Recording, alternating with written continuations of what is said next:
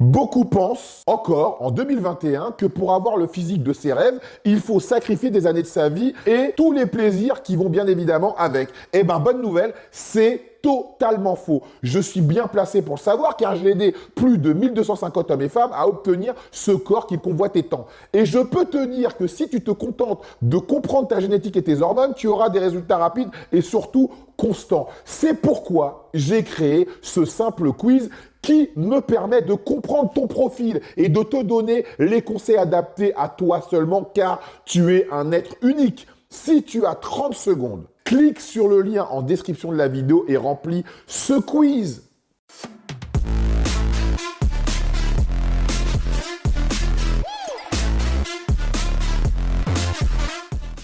Les amis, aujourd'hui c'est un grand jour pour ma chaîne et pour le bodybuilding français. Mais surtout pour les anciens, car cette vidéo, elle va parler aux anciens.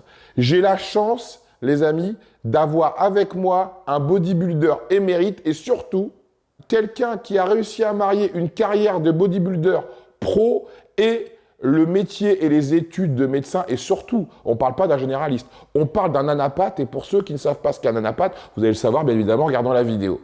Mais avant la vidéo, les amis, il y a deux choses qui sont extrêmement importantes sur lesquelles je serai intransigeant. La première, c'est vous abonner à la chaîne, bien évidemment. Et la seconde, c'est mettre les notifications. Car dès qu'une vidéo sort grâce aux notifications, eh ben, t'es notifié et tu le sais. Je le sais, c'est extraordinaire. Et ce qui est encore plus extraordinaire, les amis, comme vous le savez, si comme moi, quand vous rêvez le matin, vous avez la chance d'être de bonne humeur, car vous avez le bien le plus précieux qui existe. Je ne parle pas de l'amour, je ne parle pas de l'argent, je parle bien évidemment de la santé. Et que de surcroît, les personnes que vous aimez, et n'oublions pas évidemment celles que vous n'aimez pas, sont également en bonne santé. On peut le dire officiellement, aujourd'hui est un nouveau jour. Today is a new day. Bon, de toute façon, dans le titre, vous avez vu avec qui je suis, hein, on va pas se mentir. Je suis avec monsieur Alexandre Nataf. Alex, mais si tu savais à quel point c'est un honneur de t'avoir dans le home robe et que tu sois à côté de moi, parce que pour les gens qui te suivent ou ceux qui ne te suivent pas, tu n'habites pas à Paris, donc pour que tu puisses t'asseoir sur mon tabouret, j'espère qu'il va pas céder dans l'interview. Ben, ça n'a pas été si facile que ça, donc je te remercie d'être là avec nous aujourd'hui. C'est avec plaisir, avec plaisir. Donc aujourd'hui, Alex, j'aimerais que tu partages avec mes abonnés ton expérience. Donc comment tout a commencé? Ben, en fait, j'ai toujours fait beaucoup de sport depuis tout petit.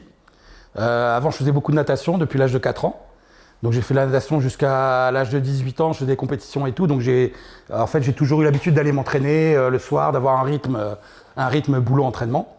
Et en fait, quand j'ai eu 18 ans, je suis rentré à la fac. Bon, la natation, c'était plus trop possible parce que les distances, les horaires n'allaient pas trop. Et en fait, le body, ça m'a toujours attiré depuis...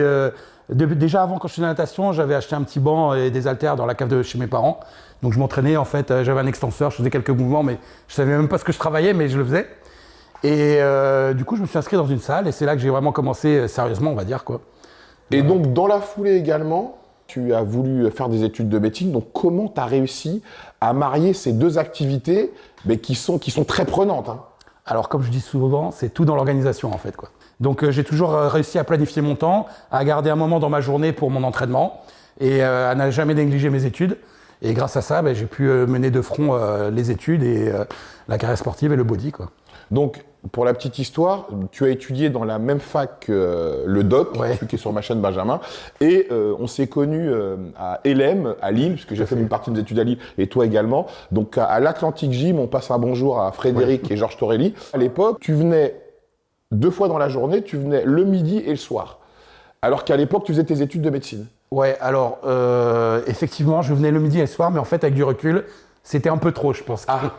En fait, quand j'ai commencé, je m'entraînais tous les jours, pratiquement, 7 jours sur 7. Et en fait, au fur et à mesure du temps, je me suis entraîné de moins en moins parce que voilà, le boulot et tout, je pouvais pas maintenir un rythme comme ça. Et en fait, moi, plus j'ai pris des temps de repos, plus j'ai progressé. Et c'est vrai qu'à l'époque de chez Georges, je m'entraînais 2 fois par jour, 5 jours sur 7.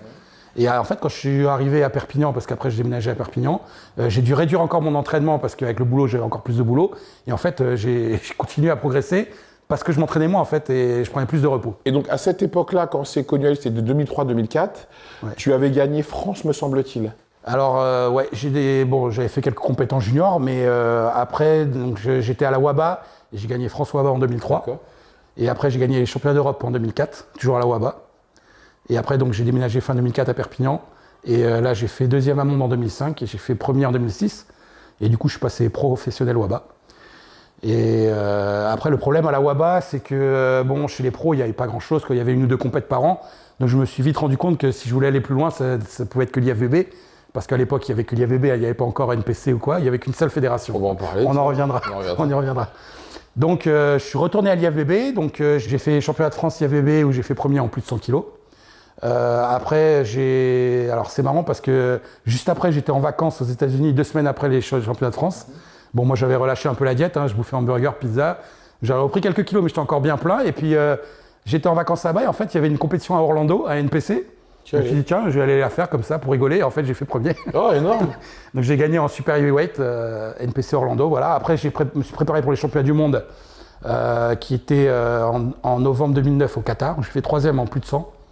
J'avais fait aussi 2e Grand Prix de Slovaquie auparavant. Et après, j'avais fait un Grand Prix au Mexique où j'ai fait premier. Et comme justement le vainqueur avait la carte pro, donc j'ai eu la carte pro. Et ce qui est marrant, c'est qu'en fait, c'est le Mexique qui m'a donné la carte pro, c'est pas la France.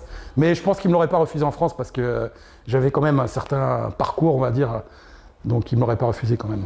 Et donc, à l'époque, tu es intervenu dans pas mal de reportages, tellement vrai. Un reportage également avec le mec qui avait des locks, là, qui fait très bien d'ailleurs. Olivier, ce reportage, pour moi, c'est l'un des meilleurs qui a été fait sur le bodybuilding en France parce que le mec avait une belle approche. Alexandre et Véronique se sont mariés il y a 1 an. Véronique, 38 ans, est pompier à l'hôpital de Perpignan.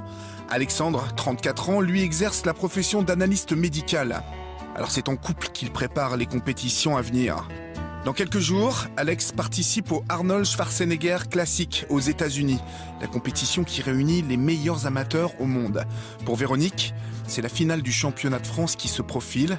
Alors chez les Nataf, inutile de vous dire que l'on vit culturisme 24 heures sur 24. Dis-moi ce que t'as dans ton frigo là. Voilà. Un frigo de bodybuilder au régime à 5 jours. Attends, un frigo de bodybuilder professionnel, presque. 5 jours de la compète. Donc. Des crêpes, mais je vous rassure, c'est pas des crêpes qu'on fait à la Chandeleur. Protéines en poudre, blanc d'œuf. 0 lipides, 0 glucides. D'accord. Blanc d'œuf liquide. Tu peux avoir du blanc d'œuf de pâtisserie aussi. Pour pâtisser, c'est pareil. D'accord. Du bœuf à 5% de matière grasse. Du light, du zéro partout. Que du light. Que du light. Salade light allégé, n'est-ce pas? Tout est light en fait. D'accord.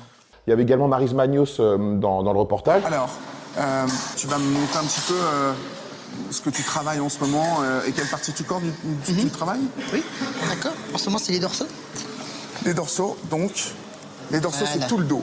D'accord. Exactement. Ok. Regarde, de face. D'accord, ok. Là, en dessous. Ok. Ok, c'est ce qu'il y a en dessous. Voilà. Et c'est ça, les dorsaux. Ok. Ouais, ça me donne chaud, dis donc. Vas-y, déshabille-toi. Ouais, bah, je sais ce que je vais faire. Combien de temps de travail, Maryse, pour arriver à ce niveau? Là, il y a 18 ans de travail 18 ans de travail. pour arriver à ce niveau-là. Et pratiquement tous les jours. Et quand tu te regardes dans la glace, là, Ah, j'adore. tu kiffes? Ah oui, là, je me fais plaisir. Donc, comment ont été perçus ces reportages à l'époque Alors, par le écoute, monde du culturisme, les gens qui te connaissaient? Alors, mais que ce soit le monde du culturisme ou les autres, j'ai vraiment eu que du positif, quoi. Alors, bon, le monde du culturisme, tout le monde m'a dit, oui, Alex, t'as bien parlé, t'as donné une bonne image du body et tout. Donc, franchement, j'ai eu vraiment que des retours positifs. Et même les gens qui sont en dehors du milieu, et ce qui est marrant, c'est qu'il y en a encore qui me reconnaissent au jour d'aujourd'hui, alors que le reportage, il est passé il y a plus de 10 ans, qui me disent, ah, vous étiez bien dans le reportage et tout. Non, franchement, j'ai eu que des retours positifs. Parce qu'à l'époque, en fait, pour les personnes de ma génération, les gens te respectaient justement parce que tu étais donc anapath. Tu peux nous expliquer qu'est-ce que c'est anapath? Alors, anapath, en fait, c'est une spécialité médicale. En fait, ça consiste à analyser des cellules pour dire si c'est des cellules cancéreuses ou pas. Donc, à chaque fois qu'on fait une biopsie, qu'on enlève une tumeur, on enlève un grain de beauté et tout, c'est moi qui l'analyse. En fait, je regarde les cellules au microscope et je dis cancer, pas cancer, quel type de cancer, etc. Voilà, quoi. Ah, t'as fait combien d'années d'études pour en arriver là? Alors, médecine, de toute façon, c'est 6 ans pour tout le monde. Après, ça dépend des spécialités, mais la mienne, à l'époque, c'était 4 ans. Maintenant, c'est passé à 5 ans, donc j'ai fait 6 plus 4. Et après, je suis resté 2 ans en plus en tant qu'assistant hospitalo-universitaire à Lille. Donc, on peut dire que tu as fait 12 ans d'études. Ouais, voilà, c'est ça. Bon, après, quand tu es interne, tu es payé, c'est plus vrai. Tu es quand même étudiant, mais bon, tu es quand même payé, tu travailles. Mais ouais, c'est bac plus 10, et en plus 2 ans en plus. Ouais. Donc voilà, ce qui est intéressant, c'est qu'à l'époque, vu qu'on se connaissait, tu étais quand même une personnalité du milieu. Donc les gens te respectaient justement parce que tu arrivais à marier ce métier de médecin et surtout de, entre guillemets, de chercheur, on peut dire, d'anapathe, donc 12 ans d'études, c'est pas rien, c'est pas donné à tout le monde. T'as des gens qui arrivent même pas à faire des formations de 10 mois de BPGEPS, donc 12 ans d'études, c'est même pas à leur portée. Et d'épouser la carrière d'un bodybuilder pro avec tout ce que ça occasionne, que ça engendre comme contrainte pour la vie de tous les jours. Ouais, alors c'est sûr que je vais pas dire que c'est des contraintes parce que moi je le faisais par plaisir, donc mais voilà, ça veut dire que du temps libre j'en avais pas beaucoup et j'en ai toujours pas beaucoup d'ailleurs. Voilà, je concentrais tout mon temps libre au boulot ou à l'entraînement. À l'époque, j'avais une copine quand j'ai passé le concours de l'internat pour la spécialité, je la voyais 1 heure par semaine. Mais voilà, c'est un choix quoi. Après, c'est comme ça. En fait, ce qui est intéressant dans ces reportages-là, c'est qu'on voyait, c'est la télé qui nous montrait, bon, pour ceux qui connaissaient pas, le lifestyle d'un bodybuilder. Donc, après, on peut être d'accord ou pas d'accord, mais on voyait que tu mangeais plusieurs repas dans la journée, que tu préparais tes gamelles pour les ramener au travail, que tu t'entraînais tant de fois dans la semaine, que même le reportage de Lacroix, que tu étais en préparation d'un concours, que tu te réveillais dans la nuit pour manger, que tu faisais ton cardio à jeun, que tu expliquais qu'avec ta copine avec qui tu étais à l'époque, quand vous étiez en l'approche de concours, elle qui était culturiste comme toi, vous n'aviez pas forcément envie de niquer. Au moment, mais t'as pas trop envie de faire de câlins parce que t'es crevé par ton régime. Tu n'as plus la force si tu veux pour ça. En fait, vous étiez totalement dévoilé auprès du public.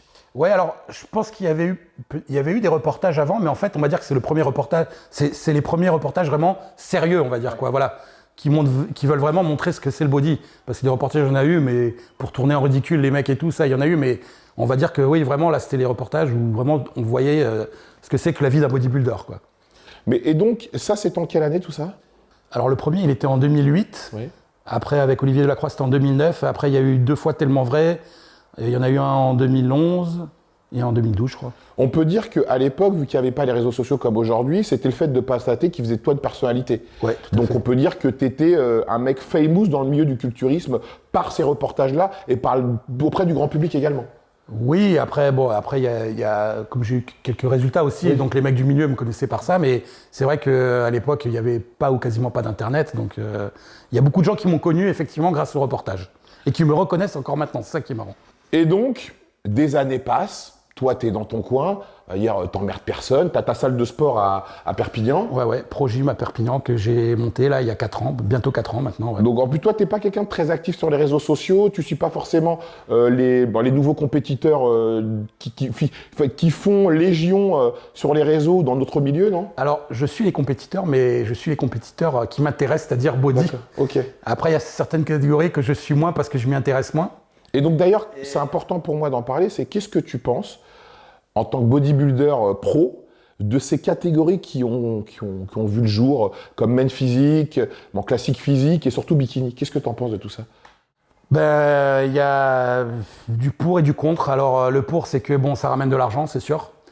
Il y en a qui disent que le body serait mort s'il n'y avait pas eu ces catégories, mais je suis pas tout à fait d'accord là-dessus. Mais bon, après le problème, c'est que qui dit trop de catégories, voilà, ça fait trop de champions. Maintenant, en un an, il y a plus d'une centaine de champions de France, ça devient un peu, c'est un peu n'importe quoi. Le problème, c'est qu'on perd en crédibilité vis-à-vis du grand public aussi. Mais est-ce que tu penses que le consommateur, je veux dire, le mec qui est féru de musculation, qui achète des compléments, qui fait des compétitions, a totalement changé par rapport à ce que toi tu étais quand tu as voulu faire des compétitions et quand tu as fait tes premiers concours? Non, mais avant, moi, quand j'ai démarré, c'était complètement un autre monde. Qu'est-ce Déjà, que c'était? il n'y avait pas d'Internet.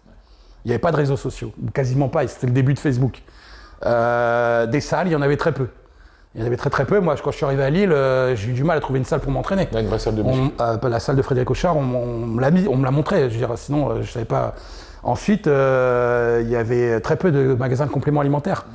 Donc, c'était complètement une autre mentalité. C'était complètement. Alors maintenant, il y a des salles partout. Dans n'importe quel patelin où on va, trou perdu, il y a une salle. Je veux dire, la démarche maintenant, elle est complètement différente pour s'entraîner. Et on va dire que par les réseaux sociaux, le nombre de salles, les boutiques de compléments, c'est devenu presque une mode, quoi. Voilà. C'est une mode, alors qu'avant, quand on s'entraînait, c'était pour faire, je vais pas dire pour faire des compètes, mais on s'entraînait vraiment par passion, alors que maintenant, c'est plus un effet de mode, je trouve.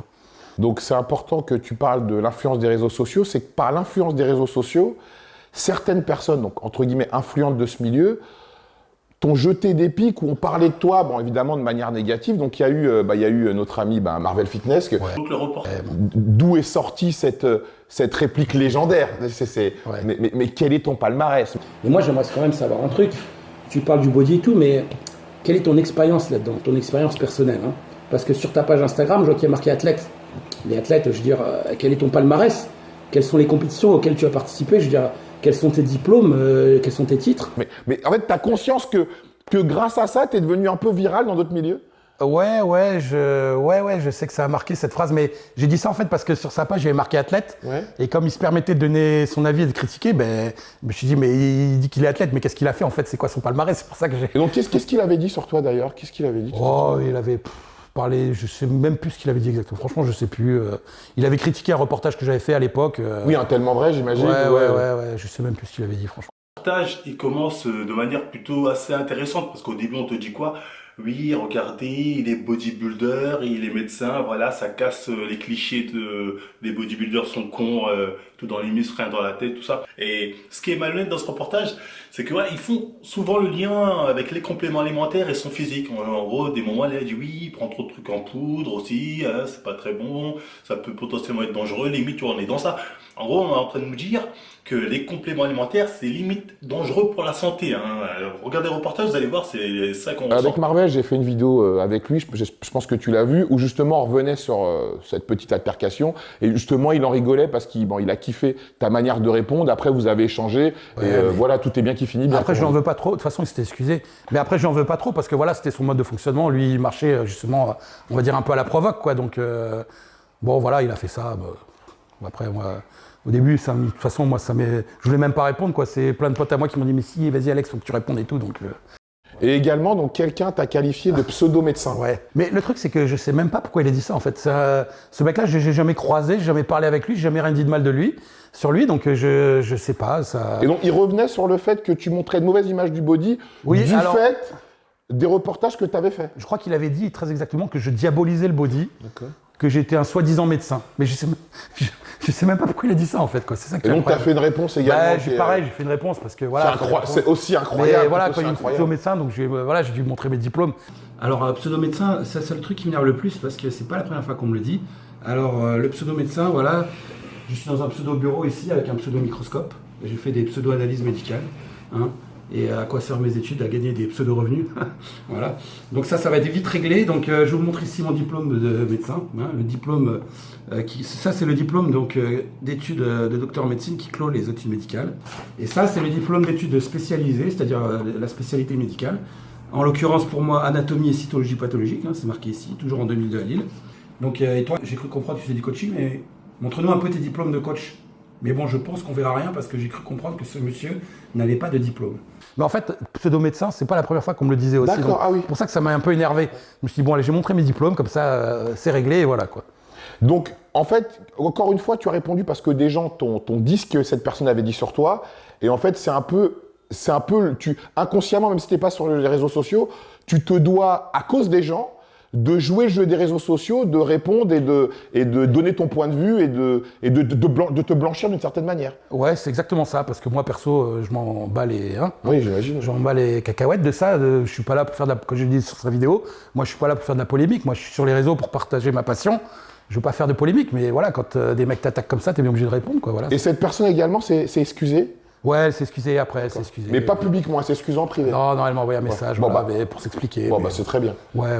Donc, en fait, ce que je trouve incroyable avec ces deux histoires, c'est que les raisons pour lesquelles, avant les réseaux sociaux, les gens te valorisaient et pour qui tu étais un modèle, comme pour moi d'ailleurs à l'époque, eh bien aujourd'hui, les gens qui sont influents dans le milieu te critiquent pour les raisons pour lesquelles on te, entre guillemets, suçait la bite à l'époque. Comment tu analyses ça? Maintenant, tout passe par les réseaux, donc il y en a beaucoup qui cherchent à faire des vues, des abonnés, donc toutes les méthodes sont bonnes, j'ai envie de dire. Donc voilà, tu fais une vidéo pour critiquer un mec, voilà, ça te fait gagner des abonnés. Mais je pense que c'est juste pour ça, à mon avis, je vois vraiment pas l'intérêt, quoi. Et l'image que certaines personnes, parce qu'en fait, ce qui est important dans les critiques que ces personnes t'ont faites, c'est qu'ils parlent de l'image que tu renvoyais du bodybuilding. Ouais, mais je sais même pas pourquoi elle dit ça. Mais donc, ça veut dire que, selon toi, quelle est l'image que renvoient aujourd'hui les gens du bodybuilding, qui sont des gens influents dans le domaine, comme toi, tu l'étais à l'époque? En fait, comme je te disais, avant, c'était une autre époque. T'étais bien vu, t'étais apprécié parce que t'étais un bon athlète, t'avais des bons résultats. Voilà, peut-être t'étais un mec intelligent, tu savais parler. Maintenant, tout passe par les réseaux sociaux. Donc, tu es quelqu'un de bien, pas forcément parce que tu as fait des bons résultats, tu es quelqu'un de bien parce que tu as 1 million d'abonnés. Tu es quelqu'un de bien parce que tu fais des bonnes vidéos. Tu es quelqu'un de bien parce que tu sais bien montrer ton cul sur les photos. Donc, ça n'a rien à voir. Donc, les gens qui font ça maintenant, ils sont bien vus parce que la mentalité est complètement différente.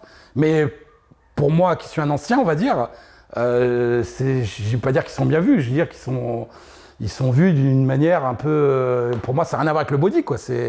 Le body, c'est les résultats, c'est le physique. Voilà, c'est pas l'influence qu'on peut avoir sur les réseaux sociaux. Et est-ce que toi, en tant qu'ancien, bon, je sais que tu t'en fous, mais est-ce que ça te fait pas de la peine que ton sport aujourd'hui soit devenu un sport hyper à la mode, mais en vérité, tous les gens qui le pratiquent sont des gens qui ne te connaissent pas déjà, il y en a beaucoup qui ne te connaissent pas. Ouais, ils ne me connaissent pas, mais bon, je m'en fous. Mais oui, pour répondre à ta question, oui, je trouve ça triste parce que c'est plus le body que c'était avant, quoi. Maintenant, je te dis, c'est la mode des réseaux sociaux, c'est plus des influenceurs, en fait, tes résultats, à la limite, tout le monde s'en fout, quoi. Alors que quand même, c'est quand même censé être un sport. Qui dit sport, dit compétition, dit résultat.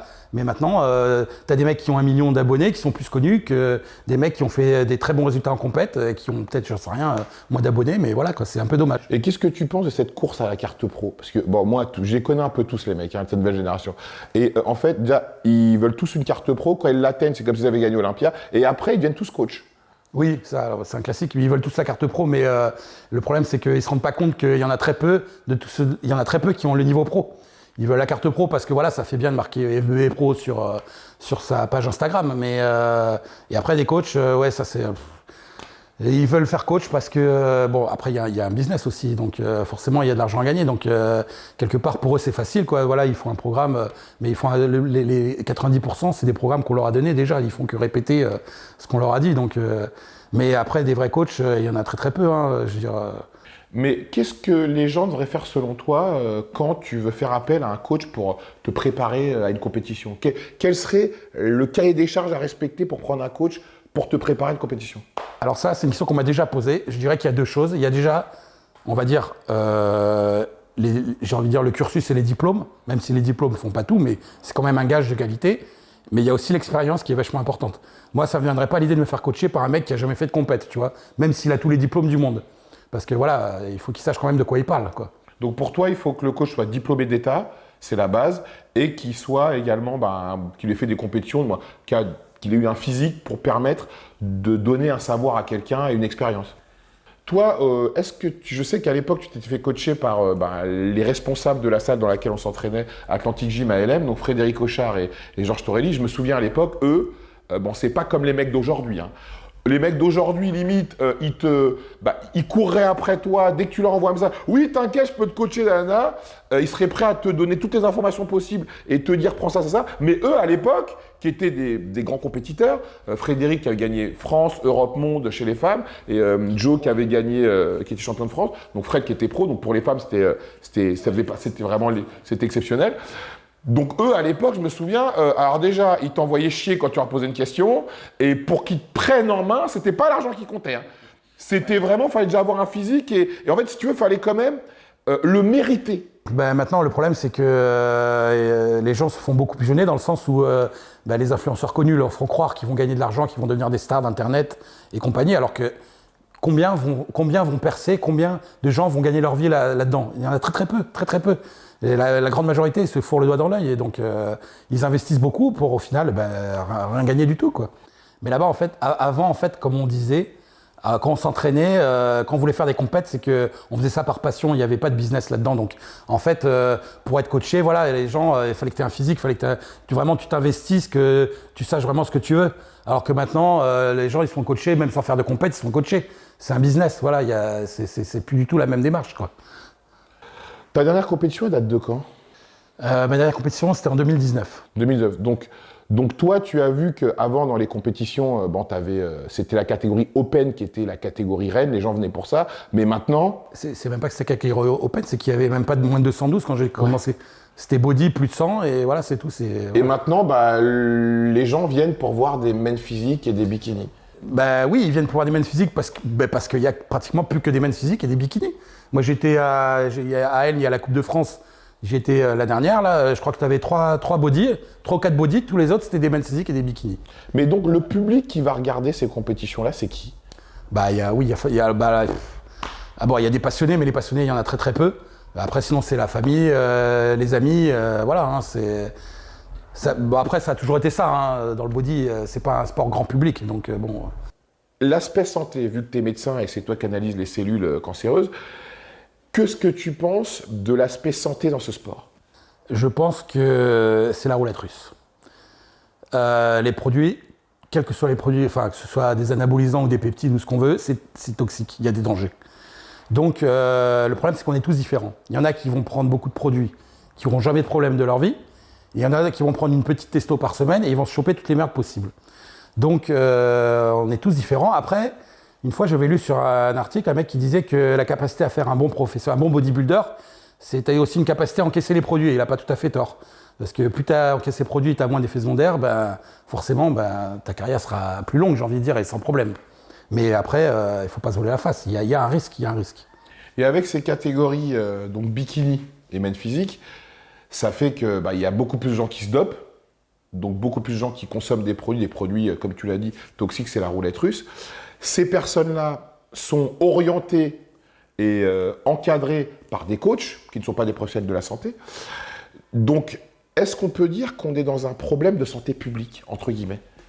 Alors, j'irai pas jusque dire qu'on est dans un problème de santé publique, parce que non, mais alors avant, il y avait moins de compétiteurs, moins de salles, donc beaucoup moins de gens qui prenaient des produits. En plus, les produits, il n'y avait pas Internet et tout, c'était beaucoup moins accessible. Maintenant, sur Internet, en 2 clics, tu as tout ce que tu veux. Donc forcément, maintenant, il y a beaucoup plus de gens qui prennent des produits, donc beaucoup plus de gens qui ont des problèmes, mais quand même de là à dire que c'est un problème de santé publique, non, il y a quand même, par rapport au cancer, aux problèmes liés au tabac, à l'alcool, c'est quand même très très loin derrière. Bon, par exemple, toi, dans ton métier, vu que tu analyses les cellules cancéreuses, est-ce que tu as déjà vu des gens qui ont eu des cancers à cause de la prise de produits? Alors écoute, moi dans mon boulot, j'ai jamais eu l'occasion de voir de cancer lié aux produits. Par contre, c'est marrant, je me souviens quand j'étais à la fac à Paris, j'ai fait un stage en endocrino pendant 3 mois. Et il y avait un mec qui était là, un ancien bodybuilder qui était hospitalisé. Alors je sais plus pourquoi il était hospitalisé, mais voilà, il devait sûrement avoir des problèmes. Donc ça existe, c'est pas un mythe, c'est pas un mythe. Mais en 20 ans, quand même, t'as pas vu de personnes qui ont développé des maladies type cancer à cause de la prise de produits? Non, pas à ma connaissance, mais après peut-être que j'en ai vu, mais sans le savoir. Mais non, pas à ma connaissance. Donc qu'est-ce que tu peux donner comme conseil, vu que tu es médecin, aux personnes qui aimeraient préserver leur santé en continuant à pratiquer le culturisme, avec tout ce que ça, évidemment, engendre comme prise de produits, de compléments, et même l'alimentation, parce que quand on mange 5, 6, 7, 8 fois dans la journée, c'est également toxique pour l'organisme. Alors, je pense qu'il n'y a pas de recette miracle, il n'y a pas de produit miracle qui vont te protéger. Il y en a qui prennent des trucs pour protéger le foie et tout, mais bon, c'est du pipi de chat, il n'y a rien en fait. La seule chose qu'il faut faire, c'est respecter des règles, que ce soit sur les dosages ou sur la durée des cures. Il faut respecter des règles, et il faut faire des prises de sang régulièrement, il faut se faire suivre. Mais il n'y a pas d'attitude, il n'y a pas de produit qui va te protéger, ou il n'y a rien d'autre à faire malheureusement à part se surveiller, quoi. Tu sais, auparavant, quand toi tu as commencé la compète, je me souviens que les gens parlaient de break. Tout le monde parlait, voilà, tu prends des produits à un moment et t'arrêtes d'en prendre tout aussi longtemps qu'a pu durer ton cycle, voire 2 fois plus longtemps que la durée d'un cycle. Aujourd'hui, vu que les gens... Il y a l'influence des réseaux sociaux, l'influence des gens qui suivent, l'obligation d'être toujours bien au moment où on parle. Ça veut dire que les gens font ce qu'on appelle une TRT, thérapie de remplacement de testostérone, pour conserver un physique. J'ai même fait des vidéos avec des gens qui, eux, prennent 500 mg de testostérone par semaine en TRT. Même Moussel Bakouchi, je ne sais pas si tu le connais, qui habite aux États-Unis et sous TRT, et il prend 750 mg de testo en TRT. Donc, comme il dit, c'est une cure, quoi. Donc, qu'est-ce que tu penses de ça? Moi, je suis pas pour. Franchement, je n'ai jamais été pour. Je vois pas comment... bon, 750, j'en parle même pas, milligrammes, mais même avec 100 mg par semaine, tu maintiens quand même une prise. Donc, ton organisme ne peut pas repartir normalement avec ça. Donc, je pense qu'il faut faire des breaks, c'est impératif. Et c'est triste de croire que... C'est vrai qu'il y a beaucoup de coachs qui font de la TRT, mais moi, je suis désolé, je suis pas pour du tout, quoi. Alors, est-ce que la question que tout le monde se pose, est-ce qu'on peut avoir un vrai physique sans les produits? Car je fais beaucoup de vidéos, je parle des produits, je fais intervenir des gens qui en ont pris bonne ou mauvaise expérience. Et maintenant, j'ai fait des vidéos avec des personnes qui se disaient Nati. Et quand mes abonnés voient le physique de certaines personnes, pour eux, ce n'est pas possible naturellement d'arriver à ce type de physique. Donc, est-ce que tu crois que justement aujourd'hui, tu as un fantasme des gens avec les produits? Et également, les gens sont tellement frustrés, ceux qui n'arrivent pas à avoir de physique, qui mettent tout sous le fait des produits et que quand quelqu'un dit qu'il n'a pas pris de produit et qu'il a un meilleur physique que ces gens-là, qui prennent des produits certainement n'en prennent pas, ils pensent obligatoirement que c'est à cause des produits. Mais déjà, je trouve que c'est triste de penser que tu peux pas avoir un bon physique sans produit. Je pense que tu vas avoir un très bon physique naturel. Après, bon, c'est sûr, tu vas pas gagner Olympia, hein. Mais moi, j'en connais qui sont naturels et qui ont un très bon physique. Et je pense que, comme tu dis, il y a effectivement beaucoup de frustration de la part des gens qui pensent que tu peux pas avoir de produit, tu peux pas avoir de bon physique naturellement, probablement parce que eux, ils sont pas doués génétiquement et ils n'auront jamais un bon physique. Donc voilà, pour eux, dès que tu as un bon physique, c'est forcément à cause des produits, alors que c'est pas forcément le cas, quoi.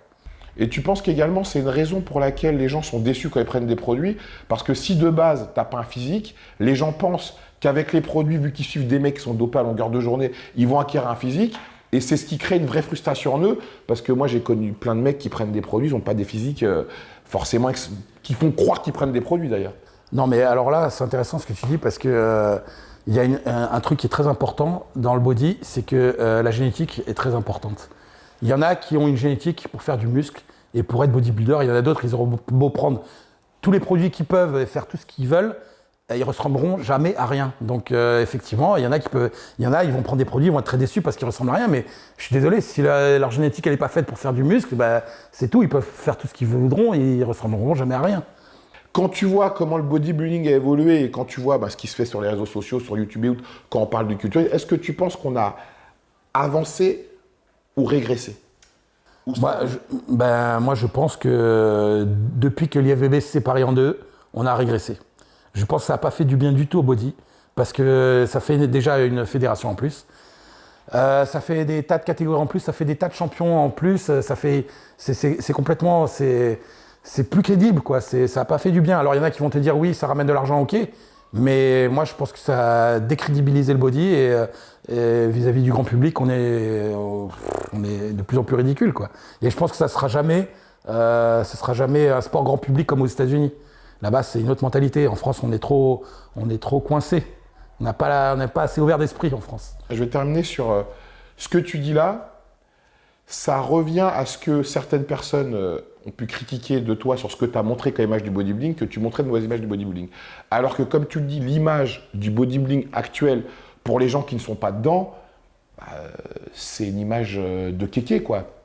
Pire encore que ce que toi, tu pouvais montrer quand même, parce que tout ce que tu montrais, c'est un mec qui travaille, qui fait ses repas, qui s'organise et qui fait de mal à personne. Ah, mais c'est ce que je te dis, pour moi, c'est encore pire maintenant. C'est encore pire maintenant parce que voilà, c'est beaucoup d'influenceurs, beaucoup de gens qui se disent pro, qui sont pros, mais en fait, qui n'ont pas le physique de pro.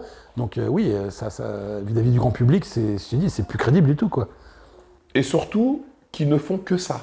Parce que toi, justement, ce qui est intéressant dans tes reportages, c'est que tu montrais ta vie de médecin, voilà, ta vie même avec... tu as eu plusieurs copines dans plusieurs reportages, d'ailleurs. Tu as une vie très mouvementée. Tandis que quand tu suis les influenceurs, on va dire, les gens influents dans notre milieu aujourd'hui, tout ce qu'ils te montrent, c'est de l'entraînement. De l'entraînement, de la diète. Non, mais il n'y a que ça dans la vie ou quoi? Non, mais attends, il y en a qui montrent que ça, mais tu vas pas me faire croire que, comme je te le disais, il y en a très très peu qui vivent de ça, donc ils font forcément autre chose, hein. À ma vie, ils font pas que ça, ils ont un boulot, voilà. Mais ils montrent ce qu'ils veulent nous montrer, bien sûr.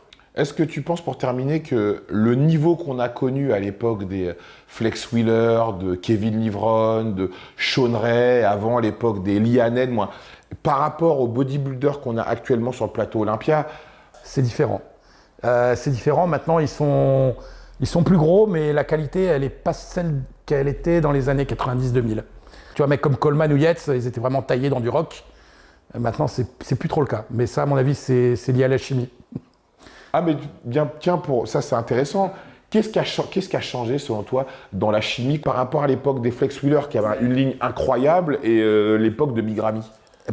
Disons que maintenant, il y a des produits qui n'existaient pas à l'époque. Donc, les effets ne sont pas les mêmes, donc les résultats ne sont pas les mêmes non plus. Mais ils ne sont pas les mêmes dans le sens où ils sont plus gros en termes de volume, mais moi, je trouve qu'ils sont moins bien en termes de qualité. Et d'ailleurs, j'ai lisé une interview de Dorian Yates, la dernière fois, là, qui disait exactement la même chose. Donc, bon, après, je ne sais pas ce que les gens préfèrent, mais personnellement, je préfère les années 90-2000, époque de Coleman et Flex Wheeler, comme tu disais, mais bon, c'est mon choix personnel. Et après 20 ans de pratique de culturisme, on va dire, à un très haut niveau, tu as fait une salle de sport bon, qui maintenant est secouée par les mastodontes. On peut dire que ce sport t'a pris énormément en termes de temps, en termes d'argent, mais concrètement, le bénéfice comparé à tout ce que ça t'a pris, est-ce que le jeu en valait la chandelle ou pas? Alors non, mais moi je regrette rien de ce que j'ai investi. Effectivement, j'ai investi beaucoup de temps, beaucoup d'argent, mais je regrette rien parce que je l'ai fait par passion. Si j'ai monté une salle, c'était vraiment par passion, c'était pas dans le but de gagner de l'argent. Et même si effectivement j'ai rien gagné financièrement, j'ai quand même vécu des choses, qui vont me rester, tu vois. Compétition aux États-Unis, à côté de mecs comme Roelly Winkler, de Marcus Ruhl, tu vois, ça c'est des choses, voilà, c'est des souvenirs.